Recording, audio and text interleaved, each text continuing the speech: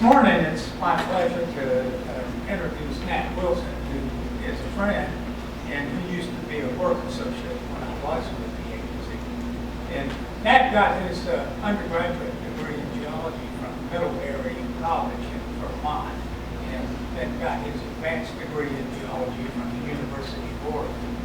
He's been working for the Division of Water Resources since 1989. He's essentially their groundwater chief, and he's going to come up here and tell you that, exactly what his area of expertise is there. But I've known Matt for a long time, and he's generally the go-to guy if you want to know how much groundwater you have at a certain location, what kind of quality it is, and whether or not it's sustainable or it's not.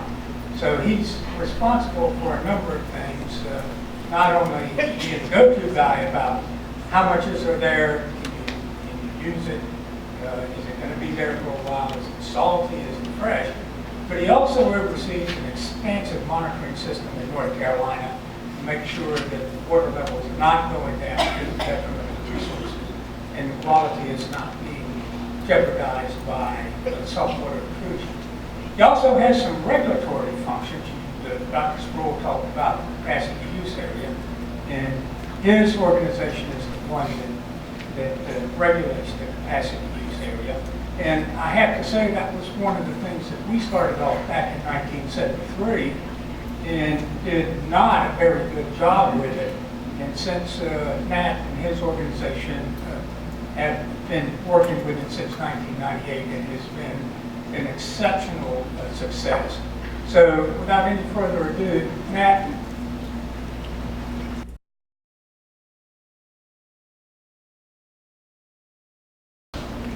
Well, after the introduction, I hope I don't fail. I want to talk to you this morning about what the groundwater management branch does. I can't even see that screen, so I may point it here. Sorry. Oh, I can move around. I can move anywhere I want. I want to talk about what the groundwater management branch does, where that is in the Greater Division of Water Resources, and talk about one of the most interesting parts of my job, and that is the monitoring well network. It's been previously mentioned. I want to talk about the Water Use Act of 1967, which is the statute that allows us to create capacity use areas. And then a couple case studies, the Central Coastal Plain Capacity Use Area and the Blaine County issue. We'll talk a little bit about other statutes and rules and significance for water supply and what groundwater concerns are in the county.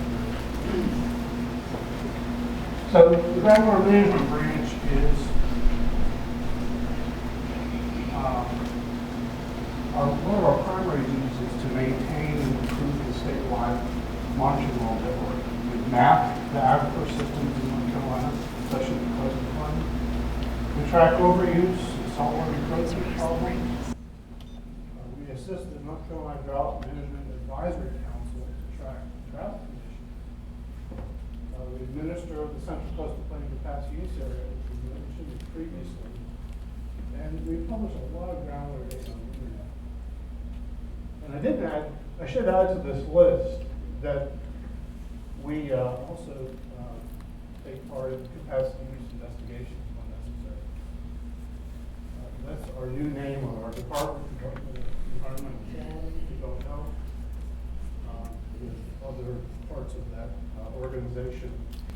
The monitoring well network right now stands at about 636 wells.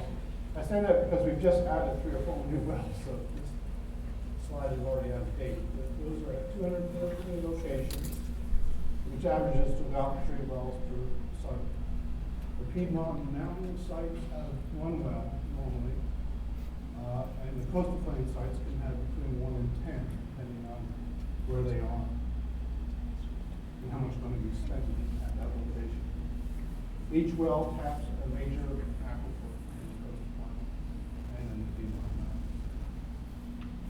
very important to be able to see the vertical movement flow, groundwater flow at these sites, and that's why we have the multi-well sites, especially in the coastal plain. More than 80% of those wells have automatic reporting on them that allow us to capture hourly water level readings. 12 wells are in our drought indicator well network, and they have cell phone telemetry, which reports water levels to us every 3 hours. Hourly water levels every 3 hours. Helps us track groundwater movement very quickly. And combined with wells that USGS monitors with their own telemetry, it gives us a very good sense of groundwater conditions very quickly. We also sample chloride from, or take samples from our wells, more than 250 of our wells in coastal plain to sample for chloride content. And that's to help us map where those aquifers become salty. It has a statement in it, and I hate to read from slides, but the essence of this is that the Environmental Management Commission may declare a capacity use area where it sees that groundwater and/or surface water require limited coordination and regulation. And if you do this because it is in the interest of the public to do so, and they can also do it to protect the interests of residents and property owners. So this statute allows for the designation of a capacity use area and the rules which apply to the water use permitting program in that, under that classification as capacity use area. The caveat is that water use permits are required for withdrawals that exceed 100,000 gallons per day. So this is just would affect the very largest users. Capacity use area number 1 is shown. Oops. I'm not sure how big that. There we go. Capacity use area number 1 is shown in yellow on that slide. And that was the first capacity use area, and as you can imagine, it was associated with the phosphate mine, which was then called Texas Gulf, back in the 60s, like early 70s. The Central Coastal Plain Capacity Use Area came about in 2002, and actually started learning about it earlier than that, for decades before that, as we had monitoring wells showing us these declines in water levels. In 1998, we began a serious job of creating rules under the Water Use Act, and that came to fruition after that investigation. We got rules 4 years later in 2002 called the Central Coastal Plain Capacity Use Area. It covers 15 counties, the highlighted ones on the map, and it includes much of the area that capacity use area number 1 had protected. And it did that because we knew that the Castlehane Aquifer would be a good resource for expansion of using the Castlehane would be important, and we wanted to protect that aquifer from being overused. It was defined as a result of overuse in the Cretaceous aquifers. We've mentioned those previously, Black Creek and Upper Cape Fear especially. And it was also a very big concern about saltwater encroachment. We had evidence of dewatering of the aquifers, especially the Black Creek, and we saw these sharp declines in water levels. Certain users, as a result of this rule, faced severe reductions between 30 and 75% of the water that they used from the Cretaceous over a 16-year period. And that was based on, those reductions were based on what we called approved base rates, which were established using their 1997 to 2000 withdrawals. This rule forced water suppliers to invest in alternate water sources, especially surface water and shallower groundwater sources. The water level recoveries are occurring in the endangered aquifers now. And I refer you to our website to see that progress.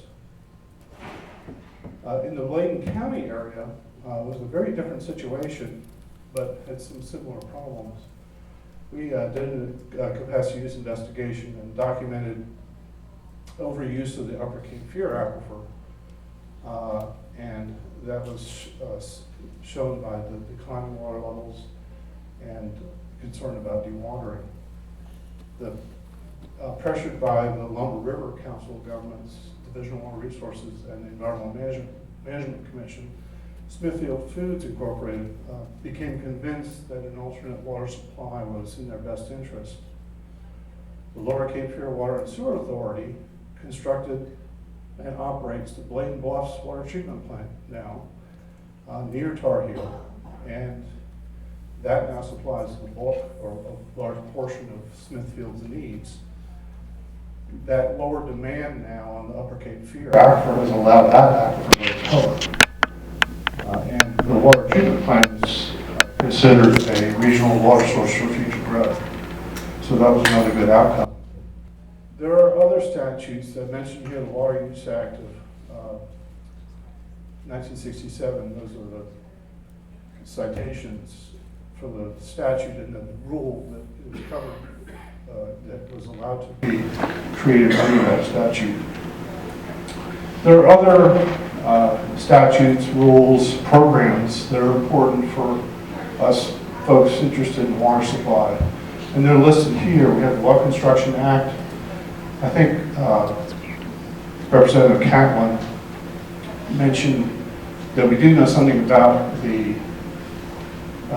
wells that are irrigation wells that are out there. And that's because we have the Well Construction Act, which requires well drillers to report well construction or abandonment on what we call GW1 forms. There are programs, the Surface Water Area Protection Program, which rates the susceptibility of, that's hard to say, susceptibility of water sources to pollution. We have a wellhead protection program that establishes protection areas around wells. And those all come about under the Drinking Water Act, which is actually last on this list, which covers public water systems. We have local water planning, which affects the largest of the public water supply systems.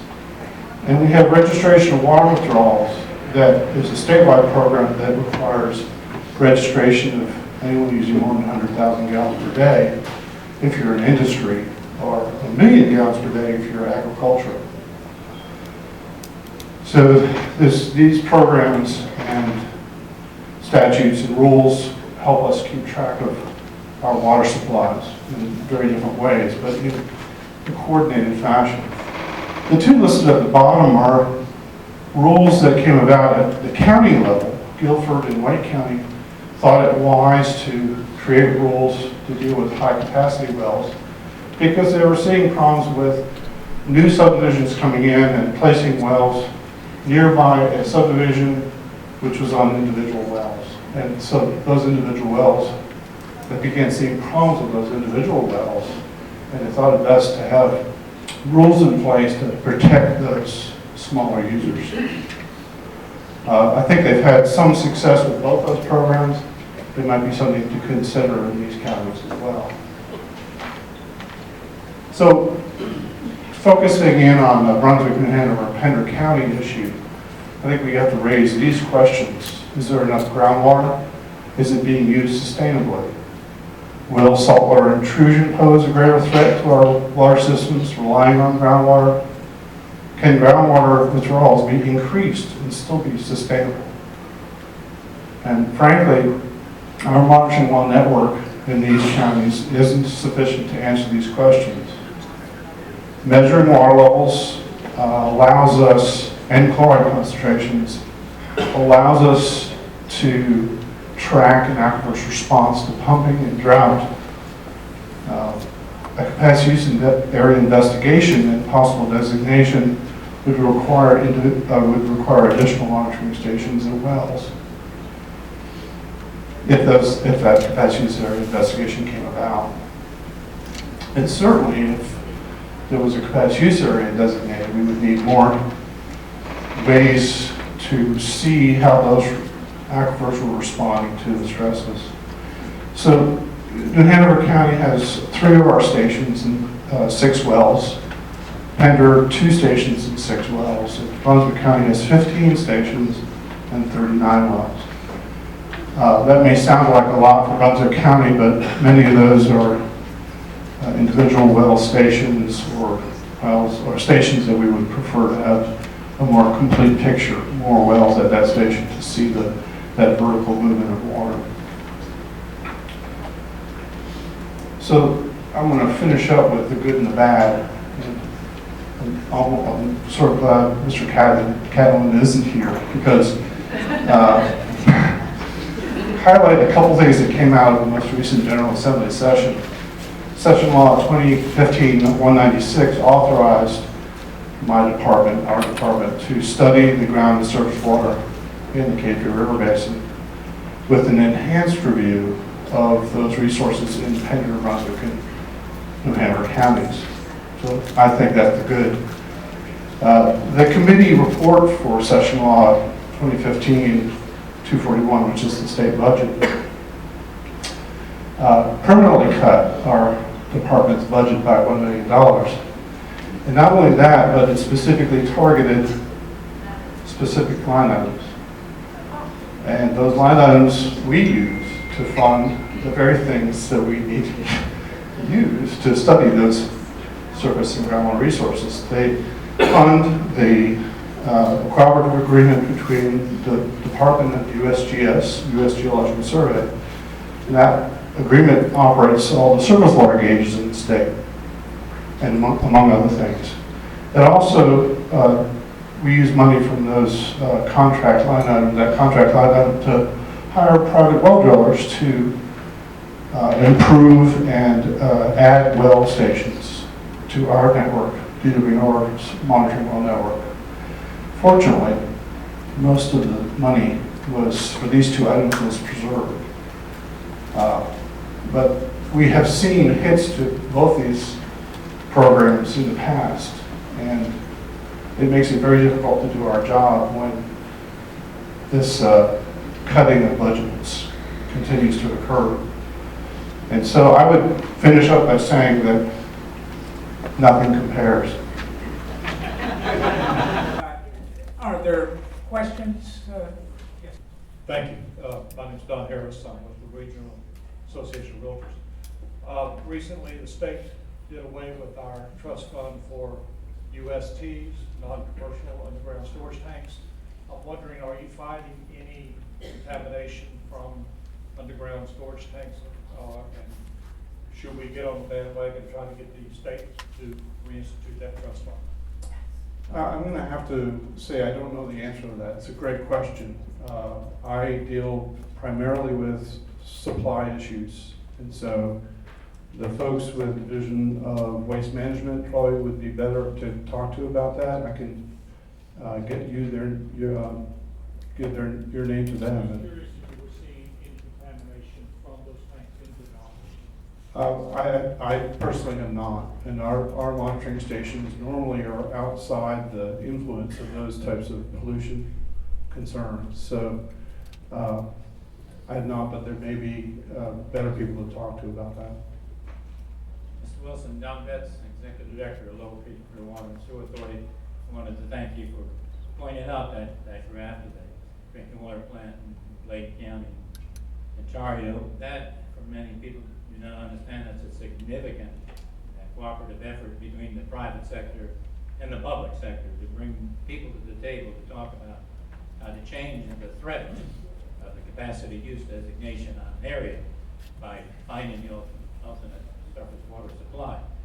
That ultimately is a 6 million gallon per day water treatment plant, a 30 million gallon per day intake in Cape Fear River for future capacity. 4 million gallons of that was paid for by Smithfield Foods. $30 million to build that and to allow those wells to drastically recover, as you've commented. And it is a very positive effort in the private sector. Not only does the Lower Cape Fear Water and Sewer Authority provide that raw water converted to a treated water product for Smithfield, but maintains the Kings Bluff raw water pump station behind Lock and Dam number 1, which has the capacity to pump the allowable 106 million gallons of water from Lock and Dam number 1 for Brunswick and Pender and Hanover County. Thank you. That was an excellent question. Thank you, Mr. I like those questions. Jeff Durkin, my question, the primary recharge of the Black Creek and Lower PD, does that come from up dip? And if so, hard for a microphone to get too low for me. If it does come from up dip, does withdrawal from wells up dip of the area threaten the ability to sustain those, any wells in the down dip area? Yeah, that's absolutely true. That's a good question. That any withdrawals in those areas where the aquifers are being most heavily recharged would affect how much water is available down dip. It's hard to quantify, but that is definitely a concern. Dan, thank you for laying this out for us. Phil Brink with the City of Wilmington. I've got two questions, if you don't mind. The first, does the statute or your regulations that allow you to designate a capacity use area also have provisions for removal of that capacity use area if a threshold has been met? And so, do you anticipate that happening in the Coastal Plain? And then secondly, with the rate of growth we're seeing and expecting in our region and within Enter County and Wilmington, particularly 50% over the next 30, 35 years, and the demand that'll put on the resources, do you see us approaching a threshold for capacity use area in the future? Wow.